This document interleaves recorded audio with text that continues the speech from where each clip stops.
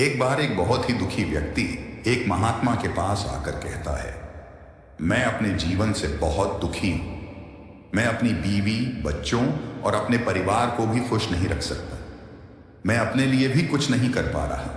कभी कभी तो मुझे अपनी जिंदगी को खत्म कर देने के भी ख्याल आते हैं।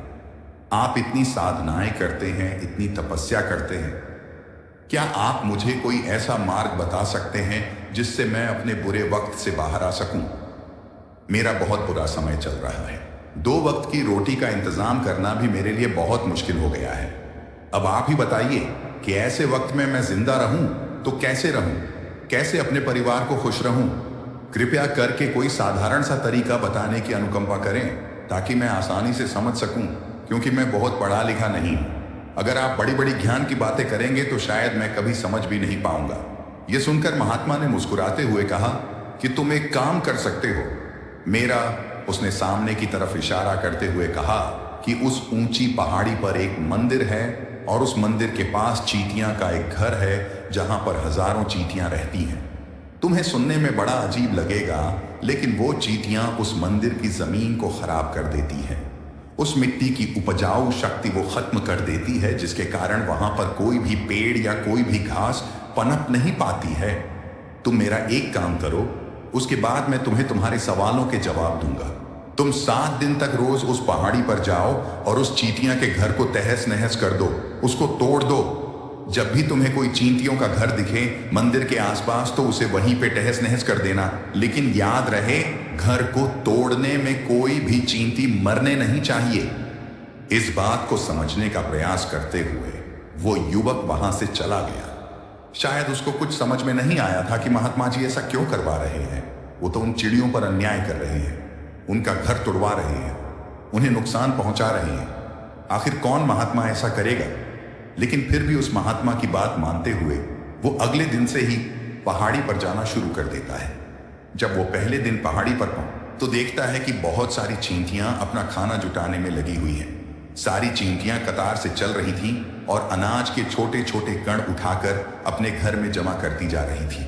ये देखकर पहले तो उस युवक का मन कमजोर पड़ गया।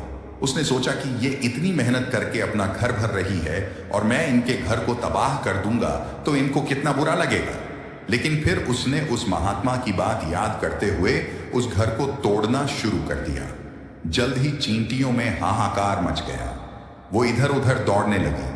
अभी तक जो कतार में चल रही थी अब वो बिखर गई और इधर उधर अपनी जान बचाने के लिए भागने लगी। थोड़ी देर में घर टूट गया और सारी चींटियां इधर उधर छुपने के लिए भाग चुकी थी। ये करने के बाद वो युवक दुखी मन से वापस अपने घर पर लौट आया। उसका मन परेशान था, दुखी था, पश्चाताप से भरा हुआ था। फिर उसने अपने बिस्तर में रात में लेटे लेटे ही सोचा कि अब तो उन चींटियों का घर तबाह हो चुका है। अब वह वापस जाने से क्या प्रयोजन है, अब क्या फायदा होगा? क्योंकि चींटियों का घर तहस नहस करने के लिए महात्मा जी ने कहा था, जो मैं कर चुका हूं। लेकिन फिर कुछ सोचकर अगले दिन उसने फिर से जाने का निश्चय किया और अगले दिन सुबह सुबह उठकर वो वापस उसी पहाड़ी पर पहुंच जाता है। पहाड़ी पर पहुंचकर वो उसी जगह पर पहुंचता है जहां पिछले सुबह उसने उस घर को तहस नहस कर दिया था। लेकिन वो ये देखकर चौंक जाता है कि उन चींटियों ने फिर से अपना घर उसी जगह पर बना लिया था और अब वो फिर से अपने घर के लिए सामान इकट्ठा करने में जुटी हुई थी। उस आदमी को देखकर लगा कि ये चींटियां कितनी मूर्ख है। इनको पता है कि कल ही इनका घर इसी जगह पर तबाह किया गया है और उसी जगह पर उन्होंने अपना नया घर भी बना लिया। और ये सोचकर वो आदमी हंसने को हुआ, लेकिन फिर से महात्मा की बात याद करते हुए उसने उन चींटियों का घर फिर से तबाह करना शुरू कर दिया। फिर से उन चींटियों में हलचल मच गई और थोड़ी देर में वो चींटियां इधर उधर अपनी जान बचाने के लिए भागने लगी। कुछ ही देर में उनका घर फिर से नष्ट हो गया और वो युवक थोड़ा संतोष के भाव से की, इस बार तो मैंने अच्छी तरह से उस घर को तबाह कर दिया है। अब तो वो चिड़िया यहां पर अपना घर बना ही नहीं पाएगी। इसीलिए जाने से पहले उसने उस घर पर ठंडा पानी भी डाल दिया ताकि चींटियां वहां पर अपना घर न बना सके। और इस तरह अपना कर्म पूरा करके वो युवक फिर से अपने घर लौट आया। आज रात में सोते वक्त फिर से वो इंसान यही सोच रहा था कि क्या महात्मा ये सही काम करवा रहे हैं? क्या किसी का घर तबाह करना किसी सिद्ध पुरुष को शोभा देता है? क्या हो अगर वो महात्मा सिद्ध पुरुष हो ही ना? क्या होगा अगर वो मुझे बेवकूफ बना रहे हो? लेकिन फिर उसने निश्चय किया कि मैं अपने काम को पहले पूरा कर लेता हूं, उसके बाद ही पता चलेगा कि महात्मा मुझसे ऐसा क्यों करवा रहे थे। और यही सोचकर वो रात में सो जाता है। अगले दिन सुबह उठकर वो फिर से उसी पहाड़ी की ओर निकल जाता है। पहाड़ी पर पहुंचकर वो उसी जगह पर पहुंचता है जहां पर उसने उनके घर को तबाह कर दिया था, और वो ये देखकर खुश हो जाता है कि वहां पर कोई भी घर नहीं था। सारी चींटियां वहां से भाग चुकी थी। अब उसने सोचा कि अब मेरा रोज रोज आने का क्या प्रयोजन, क्योंकि चींटियां तो अपना घर बदल चुकी हैं और महात्मा जी ने मुझे 7वें दिन आने के लिए कहा था, लेकिन आज तो तीसरा ही दिन है। अब बाकी 4 दिन वापस आने का क्या प्रयोजन। और यही सोचकर उसने निश्चय किया कि यहां से वो सीधा उसी महात्मा के पास जाएगा और उनको ये सारी खबर बता देगा। जब वो वापस मुड़कर उस पहाड़ी से उस महात्मा की कुटिया की तरफ जाने लगा तो उसने देखा तो अचानक उसकी नजर एक और घरौंदे पर पड़ी जो कि चींटियों का ही बनाया हुआ था। मतलब कि वो घरौंदा चींटियों ने ही बनाया था, और अब वो चींटियां नए घर में वास कर चुकी थी। ये नया घर उनके पुराने घर से थोड़ी ही दूरी पर था, और जब उसी युवक की नजर उस घरौंदे पर पड़ी तो उसने सोचा कि शायद महात्मा को पता था कि ये चींटियां अपना घर यहां से बदलकर किसी दूसरी जगह पर बना लेगी, इसीलिए उन्होंने मुझे 7वें दिन आने के लिए कहा था। और ये विचार करके वो उसका नया घर भी तोड़ने के लिए पहुंच जाता है। जब वो वहां पहुंचा तो चींटियां उसी तरह अपने कार्य में लगी हुई थी।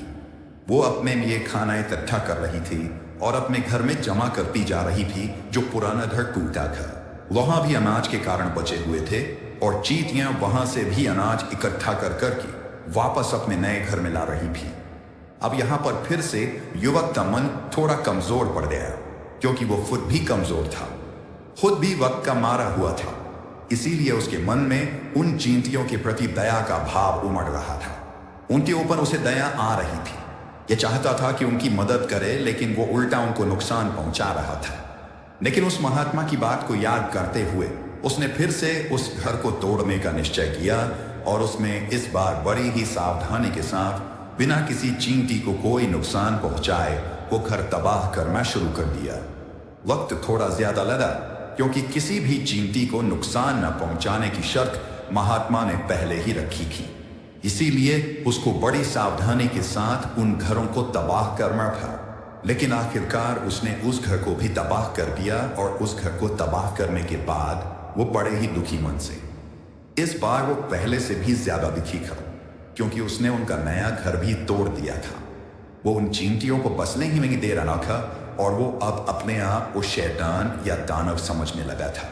लेकिन फिर भी उस महात्मा की बात को मानते हुए वो अपने घर पर दुखी मन से वापस आ गया।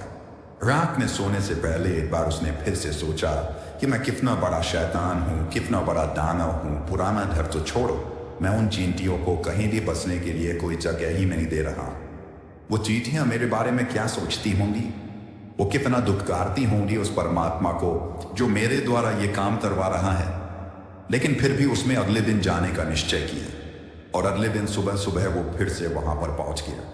वो ये देखकर फिर से आश्चर्यचकित रह जाता है कि इस बार चींटियों ने एक और नई जगह पर अपना घर बना लिया था, तो पहले से भी ज्यादा ऊर्जा के साथ काम कर रही थी, और उन्होंने एक रात में पहले से भी बड़ा घर बना लिया था, और अब वो फिर से अब इकट्ठा करने में जुटी हुई थी। ये देखकर उस आदमी को लगा कि ये चींटियां किस मिट्टी की बनी हुई है। मैं इनको बार बार यहाँ से जिताने की कोशिश कर रहा हूँ, और ये वहीं पर अपना घर बनाने की है। क्या इनको पता नहीं है कि मैं इन्हें यहाँ पर कभी भी बसने नहीं दूंगा। ये चींटी है, दिखने में इतनी छोटी है, लेकिन फिर भी ये मुझसे हार नहीं मान रही है। बड़ी ताज्जुब की बात है। और इस बार उसने गुस्से में उस घर को तहस नहस करना शुरू कर दिया।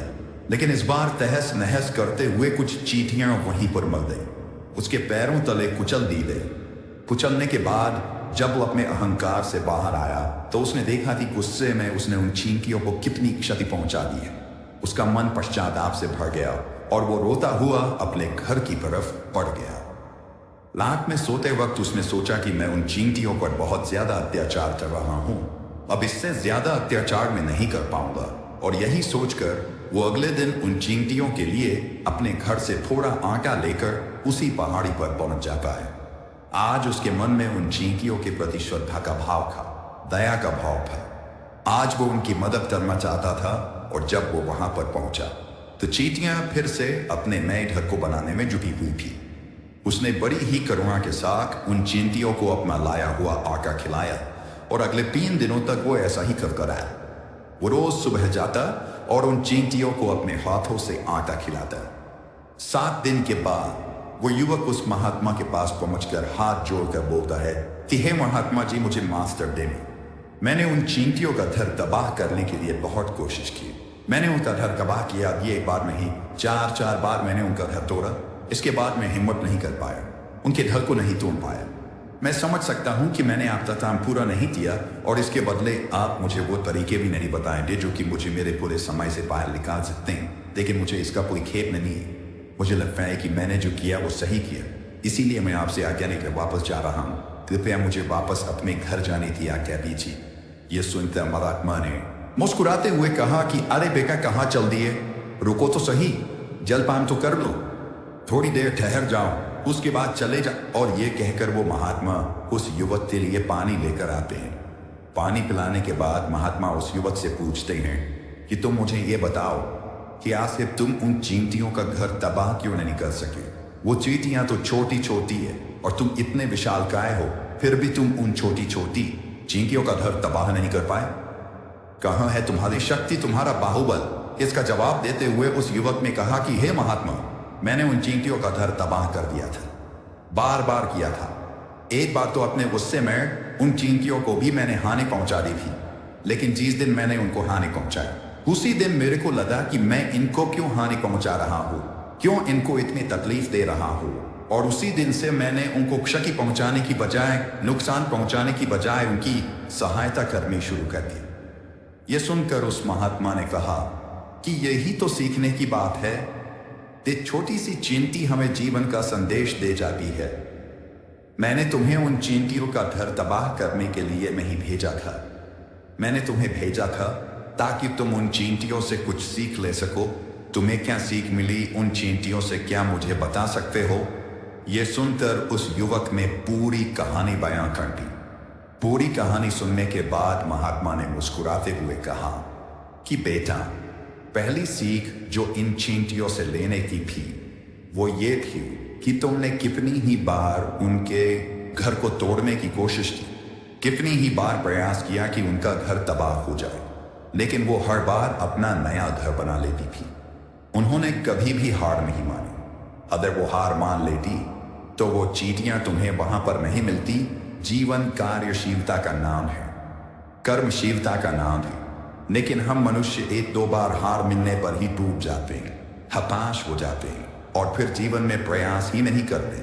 और कुछ लोग तो अपनी जिंदगी को खत्म करने पर उतारू हो जाते हैं। लेकिन जानवरों में तुमने एक बात देखी होगी कि वो अपना जीवन खुद से, स्वयं से कभी खत्म कर ही नहीं सकते हैं। तुमने कभी नहीं सुना होगा कि किसी जानवर ने आत्महत्या कर ली, चाहे वो जानवर कितना ही भूखा क्यों ना हो, कितना हो, लेकिन वह अपने जीवन के लिए हमेशा संघर्ष करता रहता है। लेकिन वहीं पर दूसरी तरफ हम मनुष्य 1-2 बार हताश होने पर ही अपना जीवन खत्म कर लेते हैं। जीवन तो कर्मशीलता है, कर्म करने का नाम है जीवन, और मृत्यु आखिरी विश्राम है, परम विश्राम है। इसीलिए मृत्यु से पहले कर्म करना कभी मत छोड़ना, क्योंकि मृत्यु के बाद तो तुम परम विश्राम में चले ही जाओगे। तो उससे पहले कर्म करना क्यों छोड़ रहे हो, क्यों हताश हो रहे हो? अगर तुम्हारा एक घर टूट गया है तो दूसरा घर बनाने का प्रयास करो, कोशिश करो, और कोशिश करने वालों की कभी हार नहीं होती। ये तुम उन चींटियों से देख चुके हो। देखने में तुमसे कितनी छोटी है वो चींटियां और तुम इतने बड़े हो, लेकिन उनका मन तुम्हारे मन से इतना बड़ा है, इतना विशाल है, इतना दृढ़ संकल्प ही है कि इतनी बार घर टूटने पर भी उन चींटियों ने कभी हार नहीं मानी। दूसरी सीखी यहां से लेने की थी, वो ये थी कि जब भी हमारे ऊपर बुरा समय आता है, हमें लगता है कि ये समय कभी नहीं जाएगा, ये समय मेरे जीवन को बर्बाद कर देगा, मुझे कभी नहीं जीने देगा। और अपने इन्हीं ख्यालों से, अपने इन्हीं विचारों से, जिनका असलियत में कोई भी अस्तित्व नहीं है, वो सिर्फ विचार है, और वही विचार हमारे मन को दुखी कर देते हैं और इसीलिए हम प्रयास करना भी छोड़ देते हैं। लेकिन तुम खुद सोचो कि बार बार प्रकृति हमें क्षति पहुंचाएगी, नुकसान पहुंचाएगी, लेकिन कब तक पहुंचाएगी? अगर हम बार बार फिर से उठ के फिर से नया प्रयास करते रहेंगे तो प्रकृति भी हमारे सामने घुटने टेक देगी और वो भी एक दिन हमारे ऊपर दयावान हो जाएगी, कृपालु हो जाएंगी और वो हमें सब कुछ देने लगेगी जिसकी हमने कभी कामना की भी। तुमने खुद देखा कि तुम उन चींटियों को तबाह करने के लिए पहुंचे थे, लेकिन बाद में तुम ही उन चिड़ियों को अनाज और आटा देने लगी। तुम ही उन पर कृपालु हो गए। क्यों हुए? क्योंकि तुमने देखा कि वो चींटियां हार ही नहीं मान रही हैं। इसी तरह अगर तुम भी अपने जीवन में कभी हार नहीं मानोगे तो एक ना एक दिन ये प्रकृति तुम्हें वो सब कुछ देगी जो तुम अपने जीवन में पाना चाहते थी।